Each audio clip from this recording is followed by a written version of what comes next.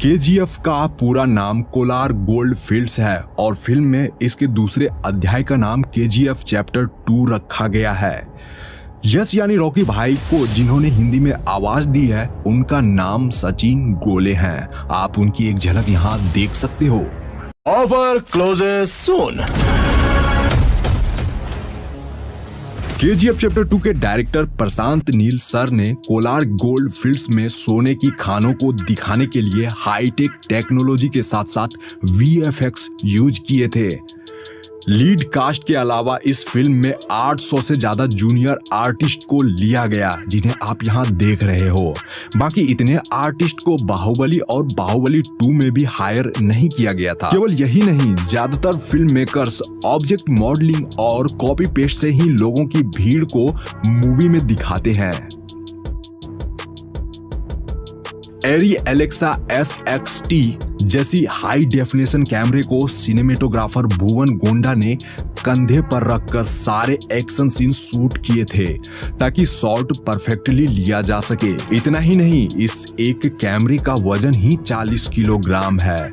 वैसे इस फिल्म में 150 से ज्यादा कैमरे यूज हुए हैं जिन्हें डिफरेंट एंगल दिखाने के लिए इस्तेमाल किया गया था। मैं आपको बता दूं कि भुवन गोंडा सर डायरेक्टर साहब के पसंदीदा सिनेमेटोग्राफर हैं। उन्होंने केजीएफ चैप्टर 1 को बनाया था।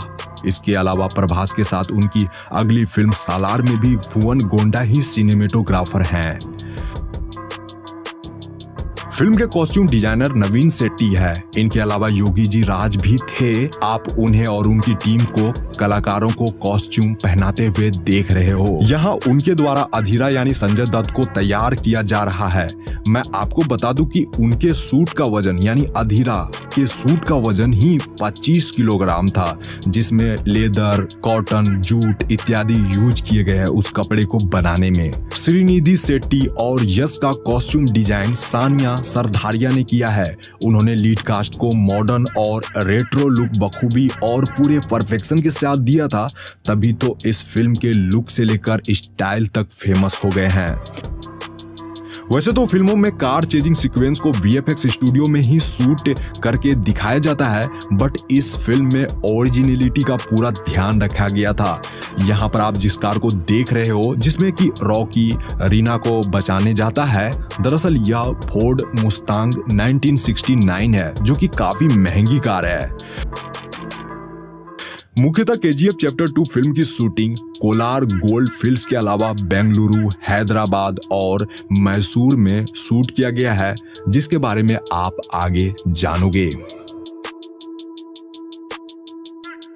वैसे तो मूवी में कोलार गोल्ड फील्ड्स के कुछ ही डिस्टेंस पर रॉकी का रॉयल प्लेस था, बट असल में उनके घर को दिखाया जो गया है वह लोकेशन हैदराबाद के ताज फलकनुमा पैलेस का है।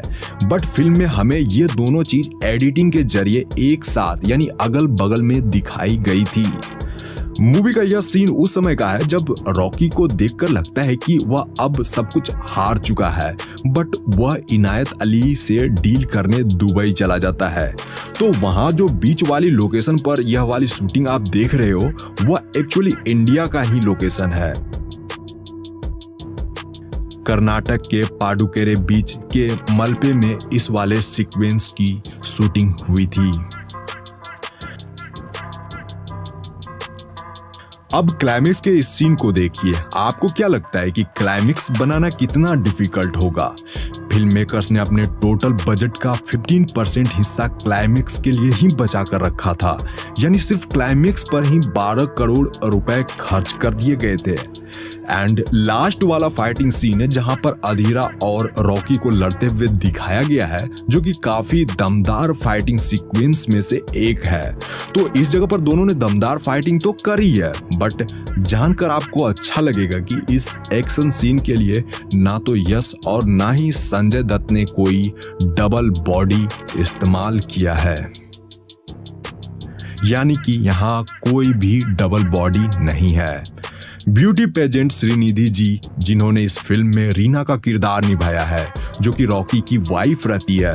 यहाँ उन्हें आप बिहाइंड द सीन में देख रहे हो, वो अपने शॉट को खुद से देख भी रही है एंड वो काफी अच्छा फील कर रही है। और यह क्लिप होली का है। वह और उनकी टीम यानी केजीएफ टीम ने इस साल सेट पर ही होली खेला था। उन्हें गुलाल लगे हुए आप देख रहे हो। एंड मैं आपको बता दूं कि श्रीनिधि जी इस फिल्म के लिए यानी केजीएफ फिल्म के लिए बड़ी बड़ी 7 फिल्मों का ऑफर अब तक ठुकरा चुकी है ताकि वह रॉकी के साथ स्क्रीन शेयर कर सके। क्लाइमेक्स का यह धांसू सीन है जिसके शॉट्स और रील आजकल खूब वायरल हो रहे हैं।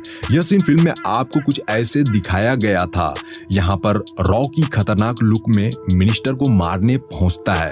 तो फिल्म में दिखाए जाने वाला यह सीन एक रियल लोकेशन का है, यानी कि इसे वीएफएक्स स्टूडियो में बनाया नहीं गया था, बल्कि यह लोकेशन मैसूर के इन्फोसिस कैंपस का है जो कि कर्नाटक में स्थित है। इस जगह पर AK-47 की ढेर लगी हुई है और यहाँ पर कुछ पुराने जमाने की जीप और एम्बेसडर कारें भी दिख जाएगी आप लोगों को। तो यह इसी शूटिंग लोकेशन का BTS है।